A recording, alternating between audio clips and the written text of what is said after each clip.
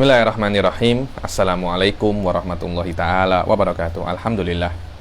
Alhamdulillahirabbil alamin. Wassalatu wassalam ala sayyidil mursalin wa ala alihi wa sahbihi wa man tabi'ahum bi ihsanin ila yaumiddin. Nawaitu ta'aluma wa ta'lim wa naf'a wal intifa' wal ifadah wal istifadah wal hatha ala tamasuki bi kitabillahi ta'ala wa sunnati rasulihi wa du'a ilal huda wa dalalata alal khairi wa ibtigha'a mardatihi wa qurbihi wa thawabihi subhanahu wa ta'ala. Allahumma faqqihna fiddin wa alimna ta'wil. Rabbi shrah li sadri wa yassir li amri wahlul 'uqdatam min lisani yafqahu qawli waj'al li waziran min ahli. Bismillahirrahmanirrahim. Alhamdulillah kita jumpa lagi di kelas ke-27 daripada kitab Nurul Roja ini. Setelah pertemuan yang lalu kita menyelesaikan tentang sholatul jama' ya. Sekarang kita akan masuk ke bab yang setelahnya, yaitu sholatul qasar. Sudah saya katakan jamak dan qasar ini mirip-mirip sebenarnya, karena itu banyak orang itu jamak dan qasar. Tapi Anda boleh salah satu, yakni boleh qasar saja, boleh jamak saja, boleh apa? Jamak dan qasar. Boleh jamak dan qasar. Di dalam madzhab Hanafiyah jamak ini tidak ada. Yang ada hanya qasar saja. Penat, Sof. Saya kalau disuruh pilih mana? Pilih ada qasar apa ada jamak? Saya pilih ada jamak. Karena jamak maknanya Anda sholat satu hari 3 waktu. Tapi kalau qasar satu hari berapa? 5 waktu, cuma beza 2 rakaat saja. Penat. Tapi ya apa ya? Ya sudah, itulah yang disuruh oleh Allah. Kita tak boleh buat apa-apa ya nih. Faslun syurutul qasar sab'atun. Al qasar an tusallal maktubatur rubaiyah rakaatain. Dibilang apa sih qasar itu? Qasar adalah sekiranya Anda itu sholat yang 4 rakaat menjadi berapa? 2 rakaat, menjadi 2 rakaat. Itu namanya qasar. Maknanya dari sini Anda sudah bisa mengetahui bahwasanya yang bisa diqasar itu hanya apa namanya? Sholat yang rakaatnya berapa? 4. Adapun yang rakaatnya itu 2 atau 3 tidak boleh untuk diqasar. Yani sholat maghrib dan subuh tidak bisa untuk diqasar. Makna bahwasanya syurut yang disyaratkan untuk diperbolehkannya qasar bagi musafir itu ada 7 dan ditambahi 4. Ada 4, di sini kan 7. Yang disebutkan oleh musannif ada 7. Yang tak disebutkan ada 4. Apa? Dia bilang wa bi ziyadatil arba'atil lati lam yadhkurha tasiru ahada asyara. Dia bilang dan ditambah 4 yang tidak disebutkan oleh musannif ada jadi 11. Apa itu? Yang tidak disebutkan apa? Yang pertama adalah qasdu maudhi'in ma'lum walau bil jihah kal hinjani. Seseorang itu kalau bepergian, hendaknya dia itu ketika bepergian itu bermaksud ke satu tempat. Jangan nak kemana? Biarlah roda berputar. Aja itu kan. Biarlah kemana kaki membawa saya. Anda nak kemana? Saya nak nak bertualang. Atau saya terpulang angin nak kemana? Tidak boleh semacam itu. Itu namanya haim. Lah kalau Anda haim itu tidak diberi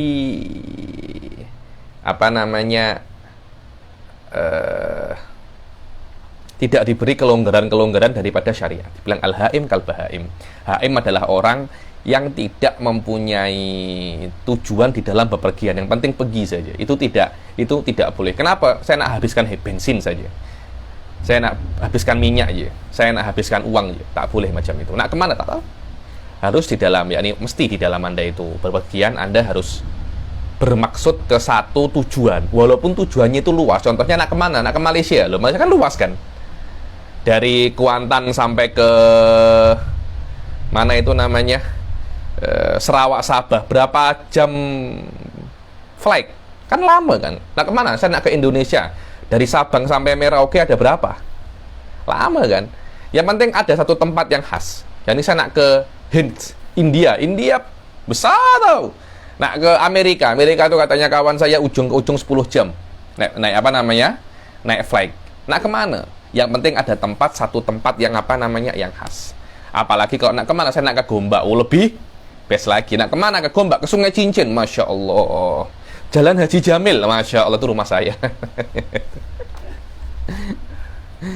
Yang kedua adalah at-taharruz amma yunafi niyatal qasr fi dawami salatihi kaniyatil imam kaniyatil itsmami wa syakki fi niyatil qasr. Yang kedua yang tidak disebutkan oleh musannif ialah dia itu berhati-hati terhadap hal-hal yang menafikan niat qasar di dalam semua sholatnya. Contohnya di tengah-tengah sholat dia tidak boleh untuk niat menyempurnakan sholatnya, ya ini kan 2, dia sholat 4 rakaat, tidak boleh seperti itu. Atau dia syak, tadi itu saya tuh sholat niat qashar atau tak, ya itu tak boleh. Kalau dia buat seperti itu, akhirnya sholatnya sah, tapi kena berapa? 4 rakaat, tidak boleh 2 rakaat. Yang ketiga adalah harus safarnya itu maksudnya itu benar, ya ini saya nak ke Indonesia. Oke, best. Kan ada Anda bermaksud satu tempat yang khas kan, Indonesia, jahit. Nak buat apa Anda? Bali. Apa? Bali. Ada apa Bali? Wallah Habib, situ best Habib. Ya, ini maksiat. Saya nak berbuat maksiat di sana. Kalau Anda nak hal-hal yang baik, saya nak tengok alamnya Allah Subhanahu wa taala. Saya nak mengajar, tidak ada masalah. Kenapa? Saya nak bermaksiat.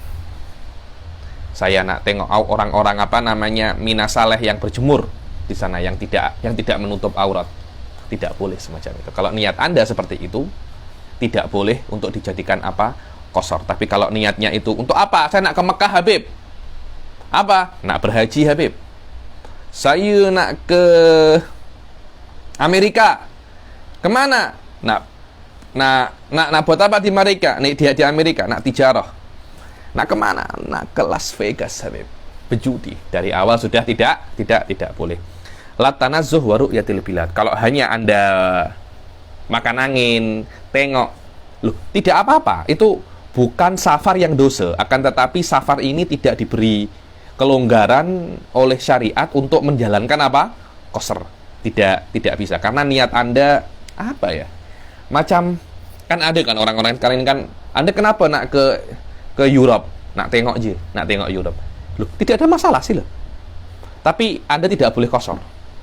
Kenapa? Karena tengok bilad itu bukan sesuatu yang dialu-alukan oleh syariat. Seperti itu, wallahu a'lam. Mujawazatus sur fil baldah al musawwarah wal umran fi ghairiha. Harus Anda itu diperbolehkan untuk qashar setelah Anda itu melewati batas kota. Kalau orang Tulungagung cakapnya gapuro. Melewati macam pintu itu. Selamat datang di Tulungagung lah itu. Selamat tinggal ada di depannya ini, selamat tinggal. Kalau Anda kesini selamat datang. Kalau masuk ada tulisan selamat datang, kalau keluar ada tulisan selamat jalan. Selamat jalan. Lah itu harus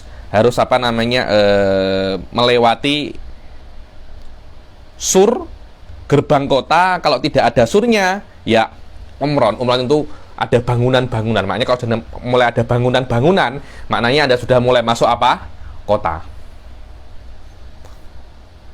Ini adalah 4 syarat yang tidak disebutkan oleh musannif. Adapun yang disebutkan oleh musannif adalah yang pertama adalah an yakuna safaruhu marhalaten.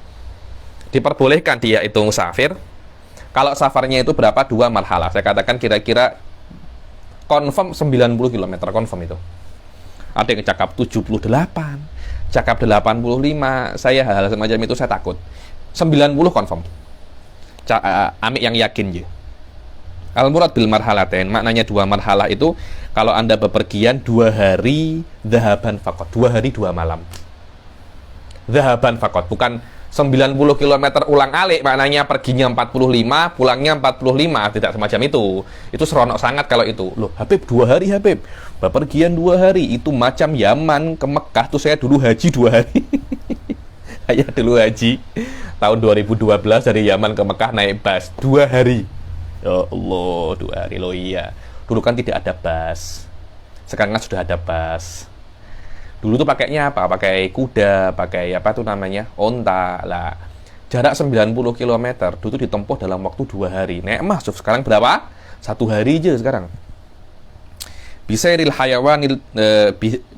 hayawanat al-musaqqalah bil ahmal. Dengan perjalanan hewan-hewan yang beratkan dengan barang bawaan. Karena kalau hewan tidak ada barangnya kan cepat. Kalau ada barangnya kan sedikit lama. Ayo. Ma'atibaril hatti wa tirhal wa nuzul. Begitu pula dengan dianggap hat, turunkan barang. Tirhal itu kemas barang lagi. Nuzulnya karena kan Anda kan tidak berjalan 2 hari terus menerus. Kan Anda harus istirahat. Anda dua hari terus menerus sampai sampai tujuan, mati Anda. Sudah hari ketiga Anda dikubur, sudah mati. Wa nuzul nilahwi sholatin. Wa nuzul untuk nahwi sholat. Ada orang kah? Coba tengok. Wa nuzul linahwi sholatin, dan turun untuk sholat, untuk makan, untuk minum, untuk istirahat secara adah ya nih.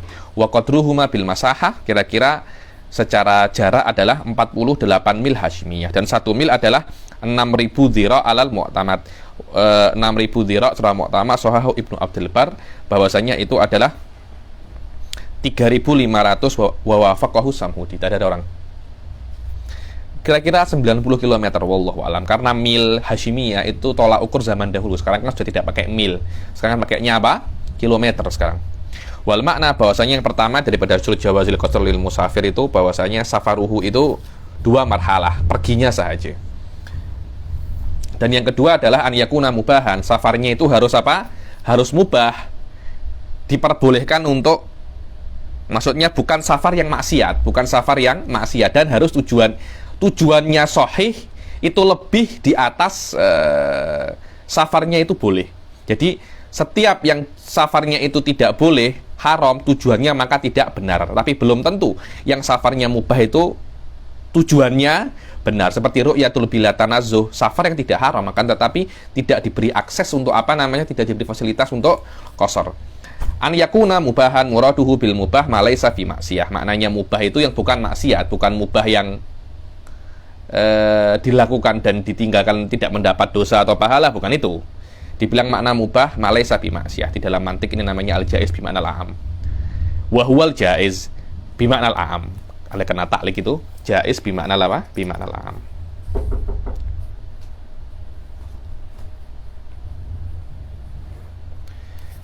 Maka makna malaysa bi maksiyah itu masuk di dalamnya itu wajib.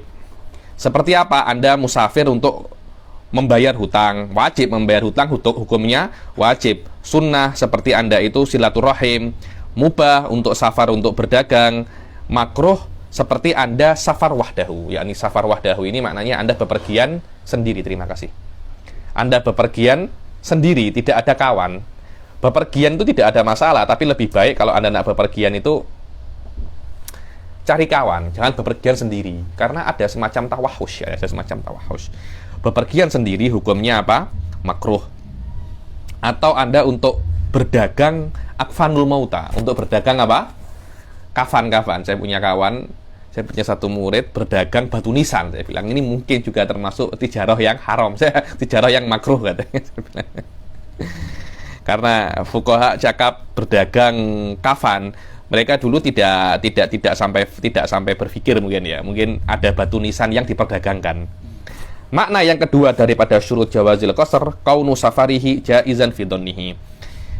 Maknanya safarnya itu diperbolehkan di dalam donnya, maka tidak diperbolehkan baginya itu qasr di dalam safar maksiyah. Apa itu safar maksiyah? Itu adalah safar yang dari awal itu maksiat. Atau awalnya dia boleh, awalnya dia safar yang mubah, tapi di tengah-tengah safar dia ganti untuk maksiat. Awalnya nak ke Amerika nak berdagang, akhirnya di tengah-tengah Las Vegas aja. Beta Pak Las Vegas. Kenapa berjudi? Awalnya oke, tapi tengah-tengah diganti menjadi diganti menjadi maksiat. Lah, kalau safarnya itu seperti satu daripada dua ini, maka dia tidak boleh untuk apa? Qasr. Salatnya kena itmam. Dan dinamakan orang yang safarnya itu dari awal untuk maksiat namanya al-asi bis safar. Dan orang yang safarnya itu awalnya mubah dan di tengah-tengahnya itu menjadi maksiat, dibina asian bis safari fis safar. Wa yusamma fil awal asian bis safar wa fi tsaniyati asian bis safari fis safar. Kalau dia itu setelah saya nak ke Las Vegas, akhirnya di tengah-tengah jalan dia bertobat.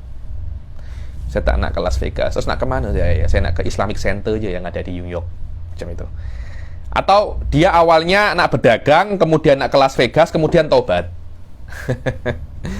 Kalau seumpamanya dia itu dari awal nak maksiat, kemudian dia bertobat, maka kalau sisa daripada safarnya itu 90 km, maka dia diperbolehkan untuk kosor. Kalau tidak, tidak boleh. Adapun yang kedua, dia diperbolehkan untuk kosor, walaupun sisanya itu kurang daripada 90 km. Fa in taba fil awal qasara in kana baqi safarihi marhalatain aw fi tsaniyah qasara mutlaqan. Maknanya qasara mutlaqan adalah dia diperbolehkan kosor kalau dia sawaun, sisa daripada safarnya itu kurang daripada 90 km. Kalau dia itu bermaksiat di safar, contohnya dia itu di tengah-tengah bersafar dia minum khamar atau dia berzina, niatnya baik, subhanallah di tengah-tengah safar macam beteng kok minum khamar. Apakah dia diperbolehkan untuk kosor? Boleh, tidak ada masalah. Karena tolak ukurnya bukan maksiat yang dia lakukan di tengah-tengah dia bepergian, tapi niatnya bepergian itu apa? Walau asofi safari bi ghairi safar, kama law safara li tijarah wa asofi bi syurbi khamri jazalahul qasar wa yusamma hina idzin asiyan bis safar. Kalau dia itu bermaksiat di dalam safarnya dia, tapi safarnya sendiri itu bukan maksiat. Di tengah-tengah safar dia berbuat maksiat. Contohnya ketika dia itu bermusafir untuk tijarah. Di tengah-tengah musafir dia minum khamar, maka dia diperbolehkan untuk kosor. Dan namanya orang seperti ini adalah asian fis safar. Yang ketiga daripada syarat untuk kosor adalah apa? Saya minum dulu. Bismillah.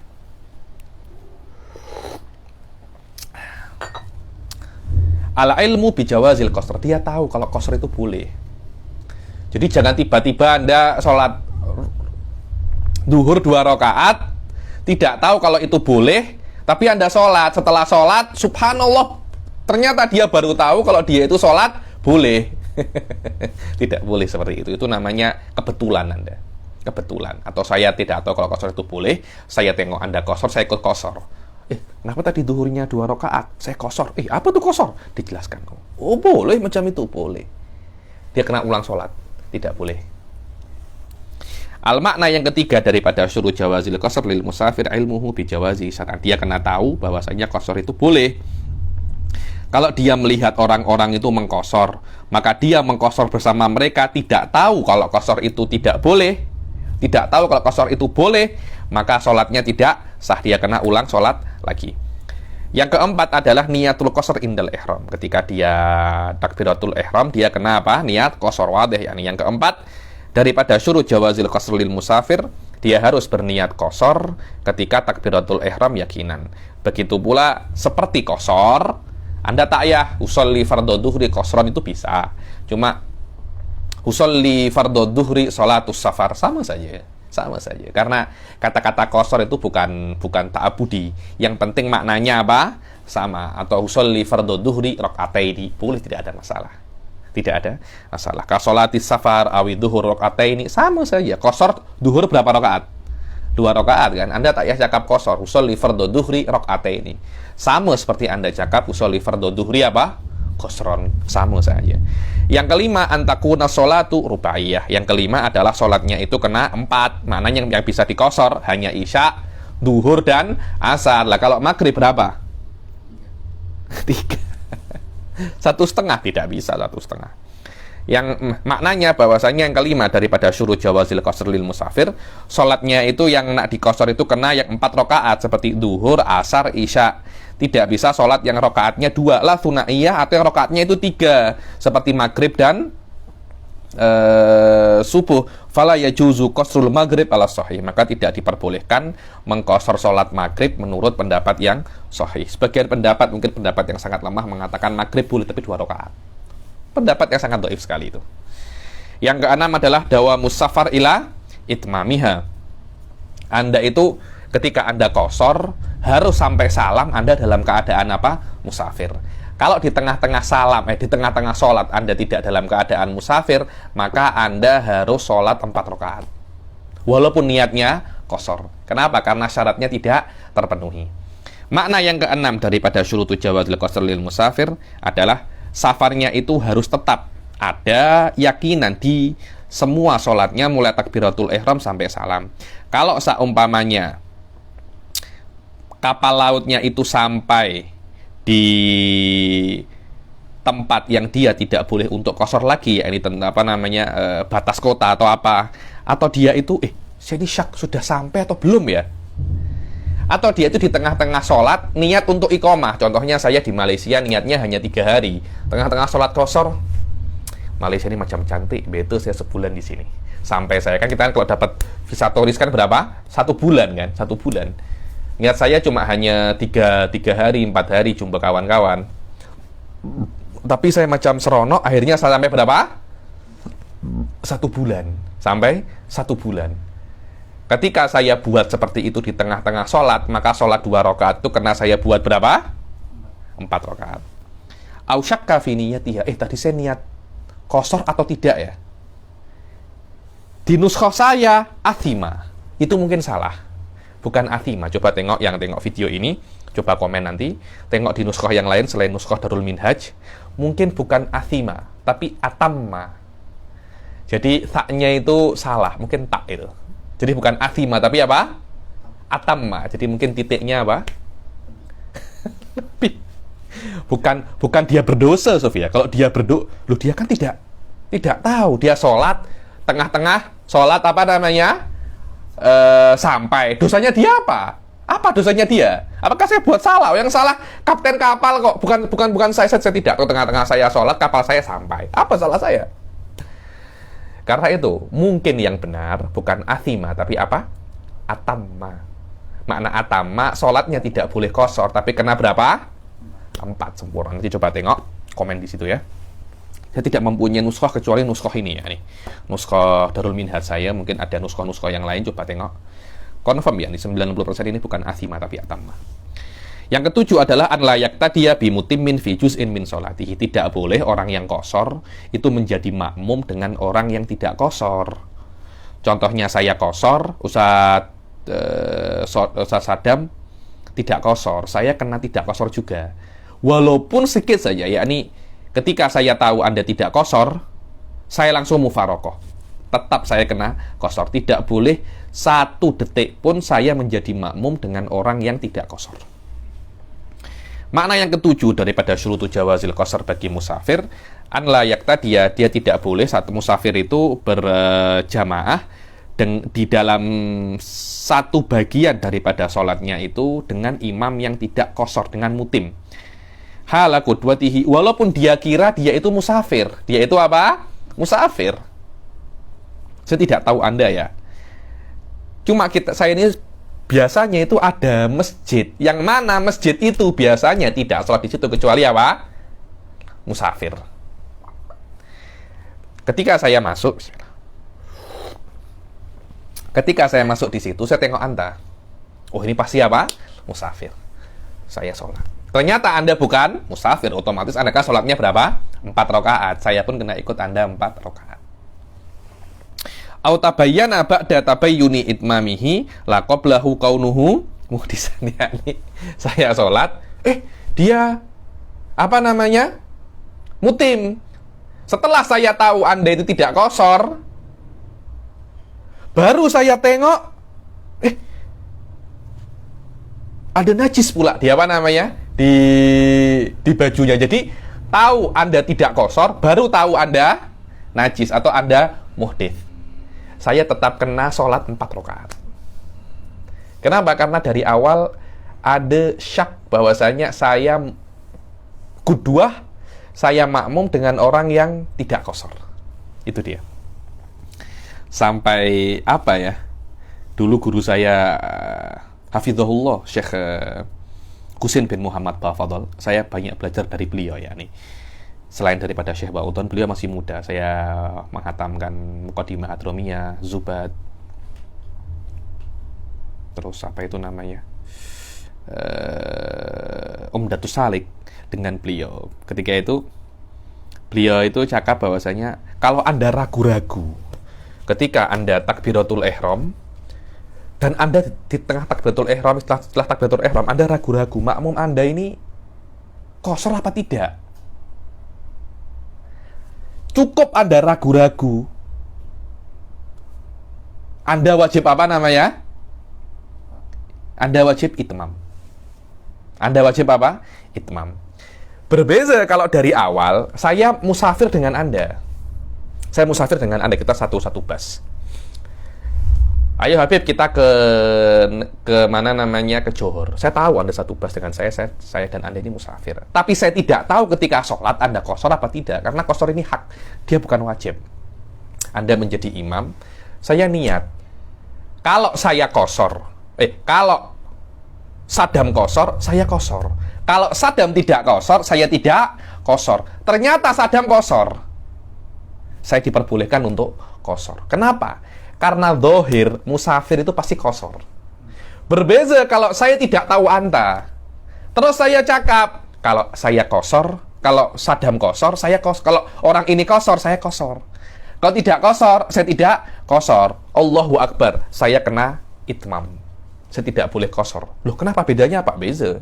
Yang awal al-zahir minal musafir al-qashar. Yang kedua, saya tidak tahu Anda ini musafir atau tidak. Kalau Anda tidak tahu dia itu musafir atau tidak, al-asal ada musafir. Karena biasanya orang itu tidak musafir. Karena itu kalau Anda ragu orang ini musafir atau tidak, kemudian Anda makmum dengan dia dalam keadaan Anda qashar, walaupun ragu-ragu, Anda wajib untuk itmam. Walaupun tabayana dia itu apa? Qashiran. Karena ada unsur apa namanya? Taraddud. Audha najasatin walau kana iktida'uhu bihi lahdatan. Wakal mutim, suf tengok. Dan seperti orang itu mutim, al-mashkuk fi safari. Ini penting sekali, suf. Seperti orang itu, tidak diperbolehkan seorang yang qashar itu menjadi makmum dengan orang yang tidak qashar. Yang tidak qashar namanya itu mutim. Mutim itu maknanya sholatnya 4 rakaat sempurna. Al-mashkuk fi safarihi. Yang ragu dia itu musafir apa tidak, sama. Wa in bana musafiran qasiran, walaupun setelah Anda menjadi makmum, ternyata dia itu musafir, qashar pula, tetap tidak boleh, Anda kena mutim. Kenapa? Karena ini mashkuk fis safar. Anda tidak tahu dia itu safar atau tidak. Li'annal ibrah di dalam ibadah itu, di dalam nafsil amar wa fi dhonil mukallaf. Dalam nafsil amar ada, tapi dhonil mukallafnya tidak ada. Ini penting sekali, farqnya dakik, tapi menurut saya sangat penting sekali. Dibilang, kalau saya tahu dia itu musafir, tidak ada masalah. Masalah ini adalah saya ragu dia itu apa? Musafir atau tidak. Tapi saya sholat qashar di belakang dia. Ternyata dia musafir, qashar pula. Apakah saya boleh qashar? Tidak boleh. Kenapa? Karena imam Anda ketika Anda menjadi makmumnya dia, Anda ragu dia itu musafir atau tidak. Tapi kalau dari awal Anda tahu dia itu musafir, tapi Anda ragu dia qashar atau tidak, kemudian dia qashar, tidak ada masalah. Kenapa? Karena adz-dzahir minal musafir apa? Al-qasru.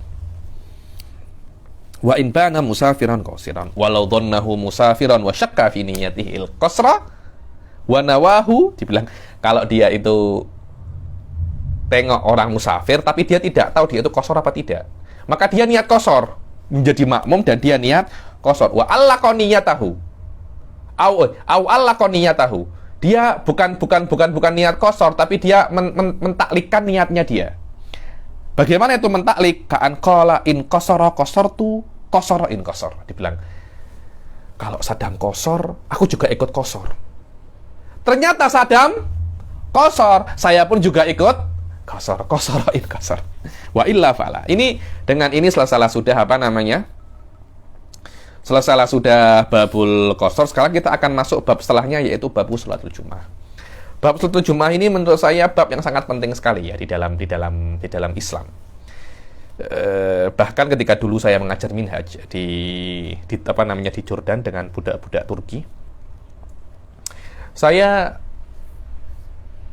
sadar akan satu hal tentang pentingnya sholat Jumat. Sampai saya itu buat satu makalah jurnal, dan alhamdulillah jurnal itu saya terbitkan. Dan sebelumnya itu saya ikut seminar di UIA,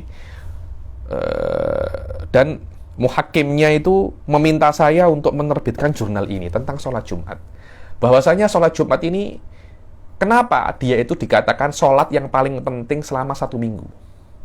Sholat yang paling penting dan paling besar pahalanya selama 1 minggu adalah sholat Jumat. Syari' mengatakan itu bukan sia-sia, bukan saja-saja, tapi ada hikmah besar di balik apa? Sholat Jumat. Saya tulis di dalam jurnal saya itu, bahwasanya di dalam sholat Jumat itu ada unsur mempersatukan umat. Karena itu namanya apa? Jumu'ah. Jamaah. Dari kata-kata apa? Jamaah, mempersatukan. Maknanya di dalam sholat Jumat itu kalau dilakukan dengan cara yang benar, dia akan mempunyai efek yang sangat besar di dalam umat Islam, yaitu apa? Mempersatukan umat Islam. Mempersatukan apa? Umat Islam. Sekarang kita umat Islam ini di mana-mana, setiap ada negara Islam majority ya, pasti dia negara yang apa namanya? Negara yang tak maju. Tak macam kalau Europe maju. Negara-negara Arab, Timur Tengah pasti kalah di bawah apa namanya? Kalah dengan Amerika, kalah dengan ini. Kenapa? Karena dari awal itu kita tidak bersatu.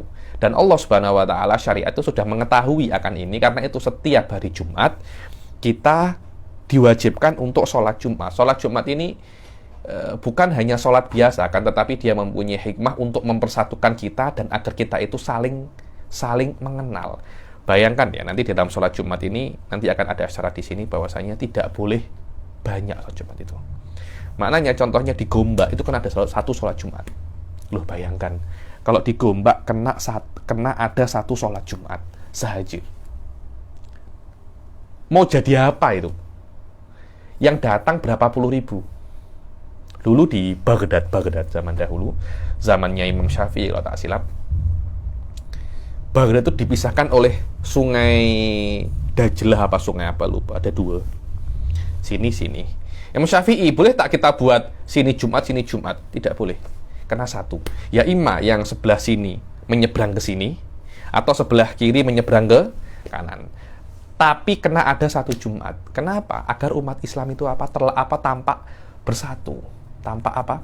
Bersatu. Bayangkan kalau seumpamanya setiap umat Islam, contohnya di Gombak saja. Di Gombak ini sholat Jumatnya hanya satu. Saya tak tahu ya, madharnya macam mana. Saya pun pikir pun, ini gila ini saya bilang. Madharnya akan sangat gila sekali. Kemudian akan ada unsur mengangkat ekonomi, nanti perempuan-perempuan, anak-anak kecil akan bermain-main, perempuan akan jual-jual makanan. Akhirnya ekonomi juga terangkat. Kemudian orang datang, nanti ada yang berkhutbah. Yang khutbah pun pasti bukan yang pengkhutbah yang biasa-biasa, pasti yang luar biasa, karena yang datang ratusan ribu. Ketika imam cakap waladhdallin, ratusan ribu orang cakap apa? Amin. Macam mana itu? Akhirnya saya di kampung sini, kampung Sungai Cincin, saya mungkin tak pernah jumpa dengan kampung sebelah. Kenapa ya? Karena memang sholat Jumat kami berbeza. Masjid dekat sini, kampus itu juga mempunyai masjid yang lain. Bayangkan satu orang Gombak setiap Jumat berjumpa di satu masjid. Bukankah akan ada unsur ukhuwah? Karena persatuan tidak akan terjadi kecuali kita itu merasa bahwasanya hada akhi. Ini saudaraku satu muslim. Macam mana kita nak merasa itu saudara kalau kita tidak pernah jumpa? Tidak pernah jumpa. Karena itu di dalam sholat Jumat ada sebuah makosid yang menurut saya tersembunyi di situ, yaitu makosid tentang persatuan umat. Ketika saya punya supervisor, saya tunjukkan ini baru, belum ada lagi katanya, belum ada lagi. Iya. Saya ketika saya mengajar ini, rata-rata syarat sholat Jumat itu berputar di dalam satu poros. Apa? Merealisasikan bagaimana persatuan umat ini atau berkumpulnya orang ini boleh terjadi. Yakni umat Islam kena seminggu sekali kena berjumpa dan kena berkumpul dan berkenalan satu sama lain. Itu adalah hakikat dan maksud daripada sholatul Jum'ah. Karena itu ketika sholat Jumat ini dipisah-pisah menjadi masjid beza-beza, akhirnya maksud hakiki daripada sholat Jumat ini tidak terpenuhi. Nah, kalau tidak terpenuhi, kita tak ya cakap di Gombak. Di Sungai Cincin ini ada berapa masjid? Ada berapa masjid? Kalau ada lebih daripada satu, itu semua kena ulang tau. Yang sah hanya masjid yang paling cepat mengatakan Allahu Akbar. Ketika sholat Jumat kan Allahu Akbar, takbiratul ihram, takbiratul ihram. Yang paling cepat itu yang Itu yang sah. Saya bawa cakap, kalau memang semacam itu, orang-orang itu akan berlomba-lomba. Berlomba-lomba. Sebagian ulama mengatakan yang sah adalah di mana pemimpin ada di situ. Mungkin Wahabi sholat di mana? Di situ yang sah. Kenapa? Karena persatuan tidak mungkin kecuali ada apa? Pemimpin. Semua itu berkaitan tentang bagaimana persatuan. Dan itulah hakikat daripada sholat apa? Jumat. Dan itulah hakikat kenapa hari Jumat itu Aid. Aid. Kenapa dikatakan Idul Fitri itu Id? Bayangkan sholat Idul Fitri kan di satu tempat kan. Tempat semua berkumpul. Semua kan apa namanya? Senang kan? Bayangkan itu terulang setiap minggu. Macam mana seronoknya apa namanya? Seronoknya umat Islam. Bagaimana seronoknya menjadi seorang Islam ya nih?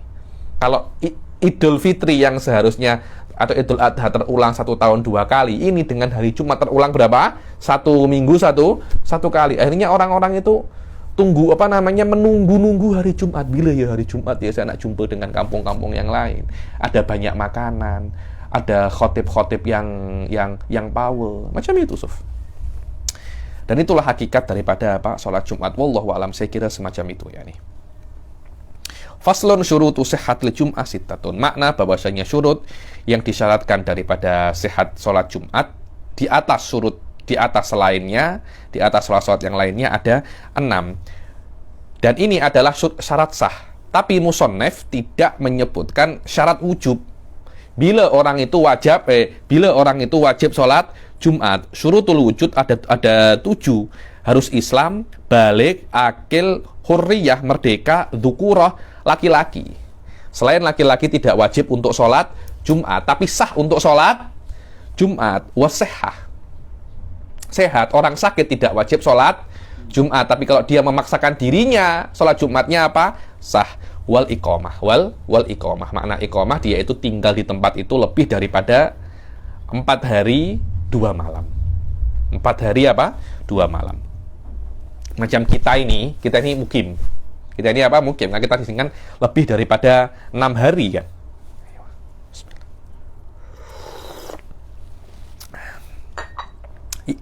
Yang pertama daripada syurut sihhatul jum'ah antakuna kulluha fi waqti dhuhur.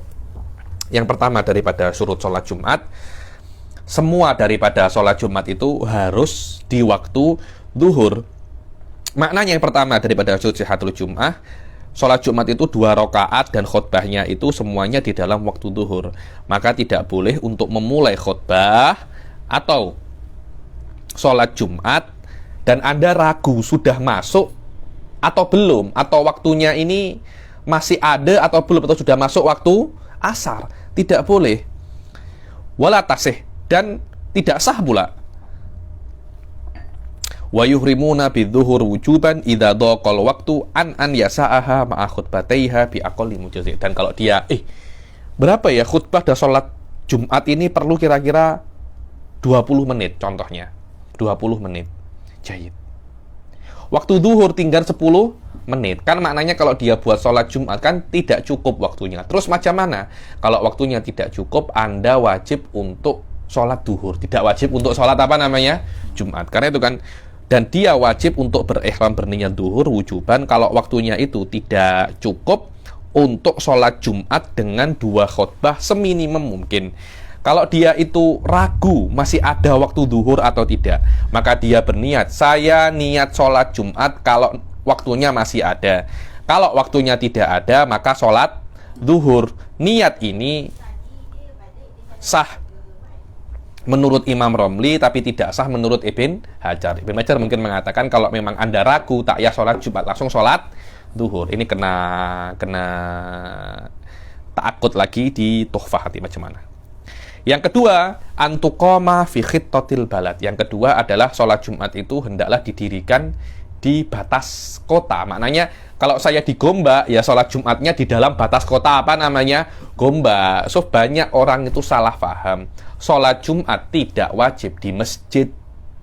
Tidak wajib untuk apa? Di masjid. Sholat Jumat wajibnya di dalam kota. Walaupun tidak di masjid. Habib, kalau satu Gombak tak ada masjid yang cukup untuk menampung 1 orang Gombak. Loh, siapa yang cakap di masjid?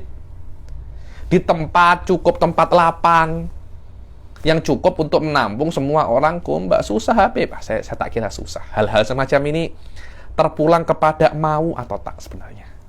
Mau atau tak. Wong apa namanya itu, kita boleh bikin stadion sepak bola, kita boleh bikin stadion macam-macam yang besarnya berkali-kali lipat, kita bisa bikin mall-mall yang besar-besar.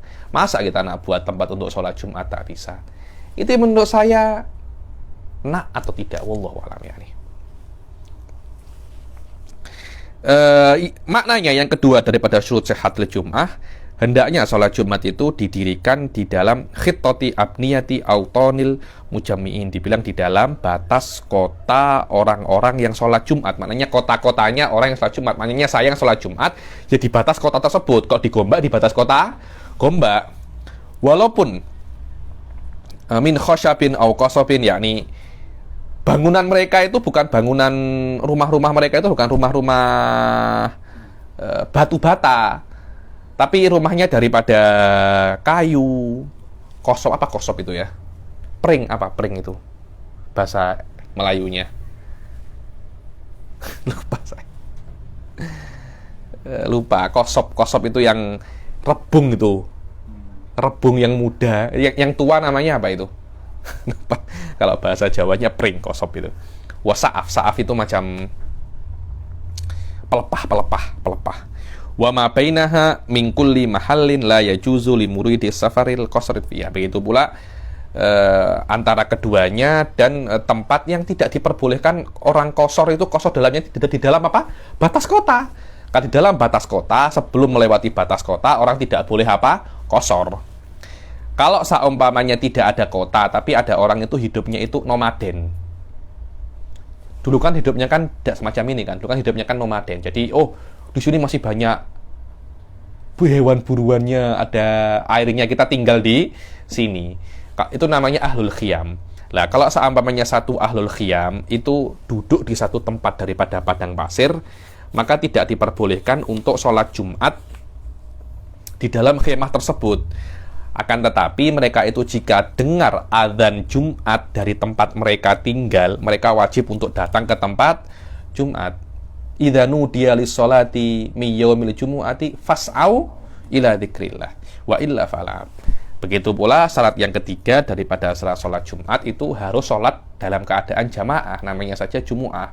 Salat jamaah tidak wajib kecuali salat Jum'ah, kecuali salat Jumat dan juga salat mu'adah ya nih, salat mu'adah. Wal mandurah jamaatan. Tapi salat Jumat di sini yang wajib berjamaah bukan kedua-duanya, rakaat pertama saja. Rakaat pertama saja. Maknanya yang ketiga daripada syurut sihatil Jum'ah, hendaklah rakaat pertama itu dilakukan dalam keadaan berjamaah. Kalau semua orang itu sholat jamaah di rakaat yang pertama, kemudian di rakaat yang kedua semuanya niat untuk mufarokoh, 40 orang atau 60 orang semuanya niat berjamaah. Setelah bangun rakaat kedua, imam baru bismillahirrahmanirrahim, kami niat mufarokoh, sah Jumatnya, tidak ada masalah. Kenapa? Karena yang disyaratkan berjamaah hanya rakaat yang pertama saja. Wa nawul mufaraqata fi tsaniyah wa atammu munfaridin sahhat li Jum'ah. Fal jama'atu innama tushtaratu fi awwaliha bi khilafil adat fala budda min dawamihi ila tamamiha. Maka salat berjamaah itu disyaratkan di awal salat Jumat saja. Jamaahnya di rakaat pertama saja. Tapi 40 ini maknanya 40 orang itu harus selesai dalam keadaan mereka itu berkumpul walaupun tidak berjamaah sampai sholatnya selesai.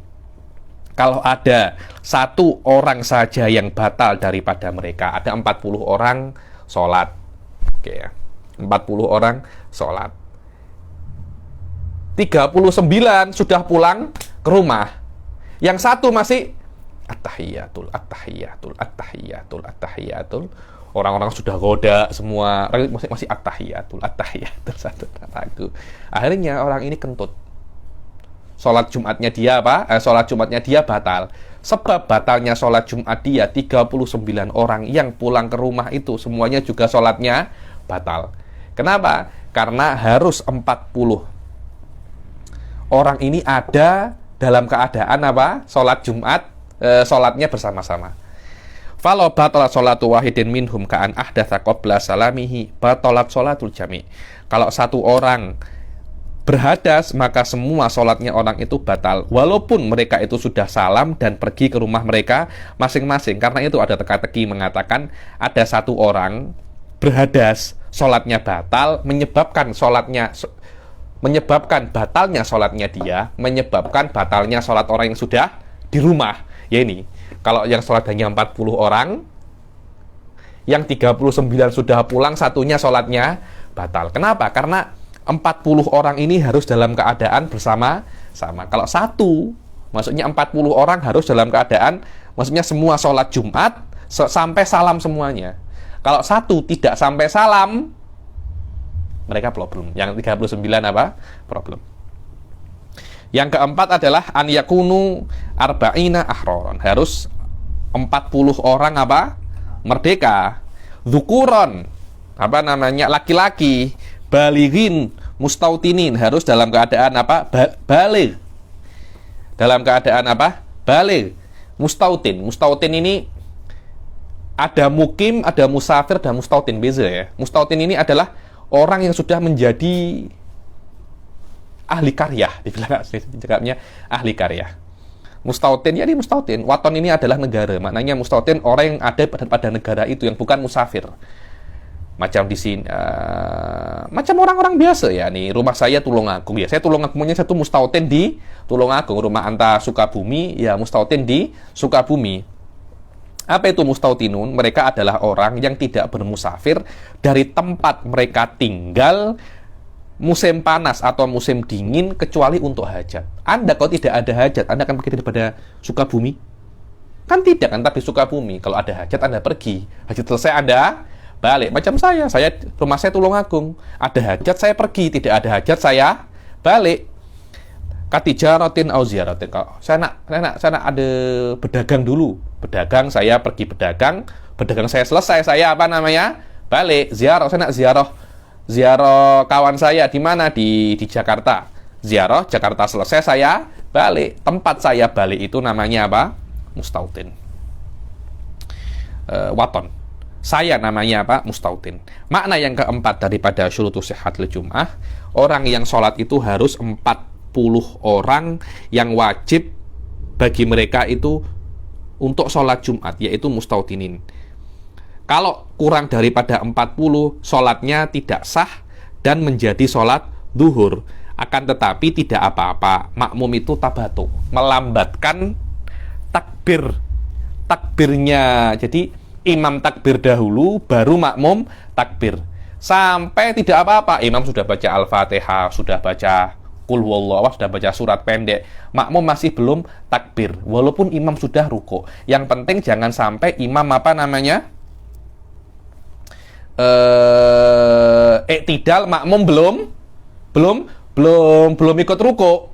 Kenapa? Karena maknanya rokaat pertama imam tidak dalam keadaan berjamaah, dan rokaat itu didapatkan ketika imam itu belum mengangkat dirinya daripada ruku. Bisyarti an yatamakkan minal fatihah war ruku' qabla irtifa'il imam an aqallihi, dengan syarat makmum itu bisa untuk membaca Al-Fatihah dan ruku' sebelum imam itu mengangkat daripada ruku' yang minimum.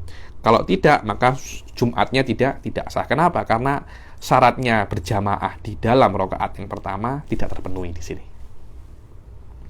Dan tidak wajib untuk mengakhirkan ihram yang tidak mustautin dari ihramnya mustautin. Contohnya ada 80 orang. 80 orang ini 40 mukim, 40 mustautin. Terus imam takbir. 40 orang mukim takbir, kemudian 40 orang mustautin takbir. Apakah semacam itu boleh? Tidak ada masalah.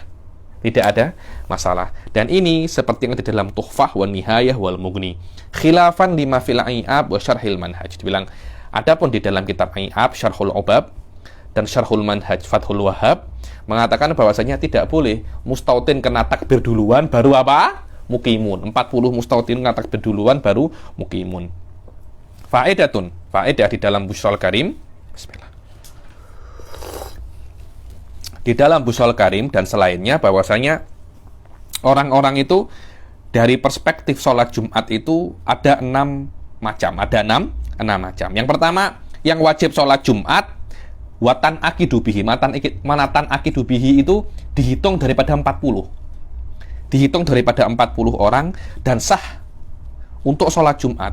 Siapa itu? Yang semua syaratnya terpenuhi. Semua syarat wujubnya terpenuhi dan tidak mempunyai udzur. Yang kedua adalah yang tidak wajib, tidak dihitung daripada 40 dan tidak sah daripada sholat dan tidak sah untuk sholat Jumat. Siapa itu?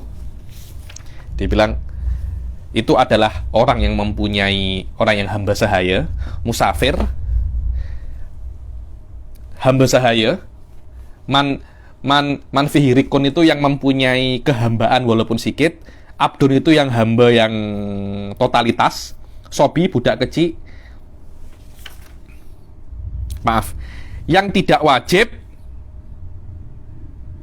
dihitung, yang tidak wajib untuk sholat Jumat dan tidak dihitung daripada 40 tapi sah kalau dia sholat Jumat. Siapa itu? Hamba sahaya. Hamba sahaya tidak dihitung daripada 40 orang dan tidak wajib untuk sholat Jumat, tapi kalau dia sholat Jumat hukumnya apa? Sah. Musafir sama, sobi, perempuan pun juga sama. Mereka tidak wajib sholat Jumat, tapi kalau mereka sholat Jumat, sah hukumnya sholat Jumatnya. Mereka takyah untuk ulangi sholat duhur lagi. Dan saya tengok di Jordan itu beberapa perempuan itu ikut sholat Jumat juga. Waman lam yasma'in nida, dan orang-orang yang tidak mendengar azan Jumat di dalam tempat dia tinggal.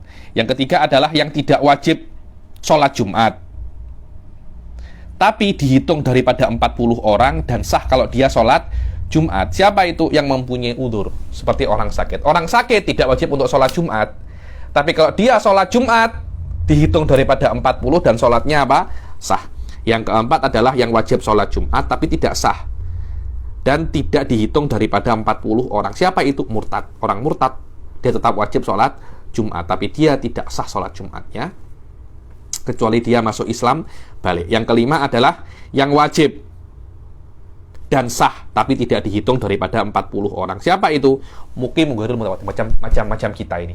Kita ini Ustaz Sadam, kalau sholat Jumat di sini tidak dihitung daripada 40 orang. Kalau kita ini mukim. Begitu pula orang yang mustautin, akan tetapi di tempat di luar didengarnya adzan sholat Jumat. Jadi saya ini mustautin bukan di Gombak, cuma di Gombak itu didengar sholat Jumat, jadi saya ke Gombak. Saya ke Gombak. Di tempat saya tak didengar. Ayo. Maaf, di tempat saya didengar, cuma saya bukan ahli Gombak. Saya ke Gombak karena saya mendengar apa? Nida. Jadi saya tidak dihitung daripada 40 orang. Yang keenam adalah man la talzamuhu wa la tanaqidu bihi wa la tasihhu minhu. Yang tidak wajib sholat Jumat dan tidak dihitung daripada 40 orang. Latan aqidu bihi itu maknanya tidak dihitung daripada 40 orang ya. Dan tidak sah kalau dia sholat Jumat. Siapa itu? Al-Majnun wa nahwuh. Orang-orang gila. Orang gila sholat Jumat tidak sah, tidak dihitung daripada 40 dan tidak wajib untuk sholat Jumat. Dan ini penting ya, yang nomor 5 ini. Hendaknya sholat Jumat itu tidak dibarengi atau tidak didahului sholat Jumat yang lain di kota itu. Fidzalikal balad. Maknanya di dalam Gombak kena ada satu sholat Jumat. Ini di sini di Sungai Cincin ya ada berapa? Al-makna yang kelima daripada syurut sihhatil Jum'ah, hendaknya sholat Jumat itu tidak didahului atau tidak bersamaan dengan Jumat yang lain di tempatnya. Walaupun baladnya itu besar dan masjidnya itu banyak. Ini kalau tidak memungkinkan atau susah berkumpul di satu tempat. Kalau dia susah berkumpul di satu tempat, wallah Habib, satu Gombak, satu tempat, maknanya di Gombak karena satu tempat susah Habib. 5 tempat mungkin, itu sudah Anda kena buat 5 Jumat saja. Yang 6 Jumat, kalau ada satu Jumat lain, yang 5 ini menjadi tidak sah semua. Bi an lam yakun fil mahali maudiun yasa'u man yaglibu fi'luhum laha. Dan dibilang di tempat itu tidak ada satu tempat yang bisa untuk menampung orang-orang yang wajib Jumat. Atau antara ujung ke ujung itu jaraknya jauh, orang kesusahan. Saya tak kira sekarang kesusahan. Orang-orang kerja Anda di mana? Dari rumahnya itu 90 km. Hari-hari hanya untuk bekerja saja. Bi an la yablughuhumun nida au kana bainahum qital, yakni antara ujung dan ujung itu tidak terdengar adzan Jumat, atau antara ujung dan ujung itu ada kital itu ada peperangan, maka diperbolehkan untuk membuat lebih daripada satu sholat Jumat biasa aja, seperlunya saja. Lah, kalau seumpamanya lebih daripada yang perlunya 5 Anda buat 6, membuat akhirnya yang 5 yang awal itu bisa menjadi tidak sah. Wa man syakka annahu minal awwalin, ini sebabnya. Kenapa kok seperti itu? Oke, 5. Saya tambah 1. Yang 1 ini yang tak sah. Oke, 1 yang mana? Ada 5 masjid, Anda tambah 1 masjid. Ya, masjid yang ini yang tidak sah. Kenapa? Tolak ukurnya bukan yang ditambah akhir. Siapa yang paling cepat? Barang siapa yang ragu, dia itu dari orang yang awalin au akhirin, yakni saya ini orang yang pertama sholat Jumat atau yang terakhir, atau ta'adud ini untuk hajat atau tidak, seperlunya atau tidak. Memang banyak masjid di sini, tapi saya tidak tahu ini karena perlu atau tidak. Kalau perlu kan tidak apa-apa, kalau tidak perlu kan tidak boleh. Lazimatu i'adatul jum'ah in amkan wa illa duhur. Maka kalau seperti itu, Anda wajib untuk mengulangi sholat Jumat lagi. Kalau mungkin, kalau tak mungkin wajib sholat duhur. Karena itu guru-guru saya di Tarim, rata-rata mereka itu mengulangi sholat Jumat lagi, mengulangi sholat duhur. Setelah mereka sholat Jumat, mereka sholat duhur. Loh, kenapa Habib? Kok mereka sholat Jumat? Loh, iya, karena ketika Anda sholat Jumat, kan kalau ada 2 masjid, yang paling dahulu dialah yang sah, yang akhir dia yang tak sah. Kalau Anda ragu Anda itu awalin atau akhirin, Anda wajib untuk mengulang sholat Jumat kalau mampu. Kalau tidak mampu, Anda mengulang sholat zuhur.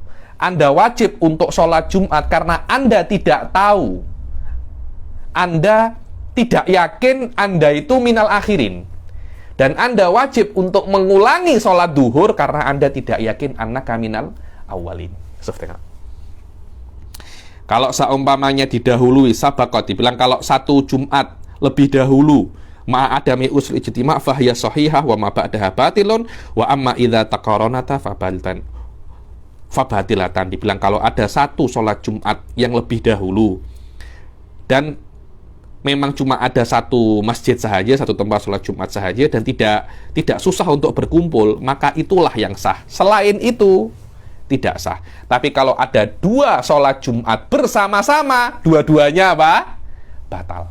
Bagaimana tolak ukur dahulu dan tidak dahulu? Dibilang tolak ukurnya fisabaq wal muqaranah birra' min takbiratil ihramil imam. Allahu Akbar. Yani kalau ada 2 masjid, imamnya Allahu Akbar sama roknya atau satunya. Kalau sama roknya dua-duanya batal. Kalau satunya lebih dahulu takbir, kemudian takbir yang satunya yang lebih dahulu takbir, dia yang sah. Kalau Anda ragu Anda yang pertama atau yang kedua, Anda kena mengulangi sholat Jumat kalau mungkin, dan sholat duhur kalau tidak mungkin.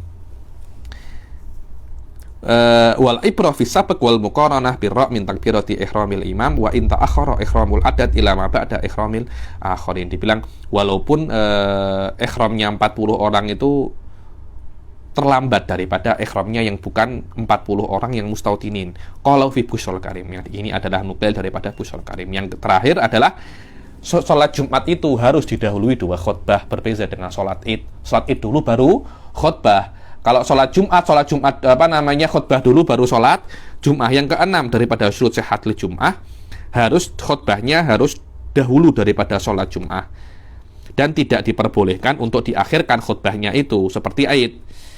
Kenapa? Karena 2 khutbah ini adalah syarat. Yang namanya syarat untuk sholat Jumat yang namanya syarat kena dahulu daripada masyrutnya. Karena khutbah adalah syarat sah dan syarat kena lebih dahulu daripada masyrutnya. Li'annahuma huna. Karena dua khutbah itu di sini di dalam sholat Jumat syartun, dan yang namanya syarat itu seyogianya memang dahulu.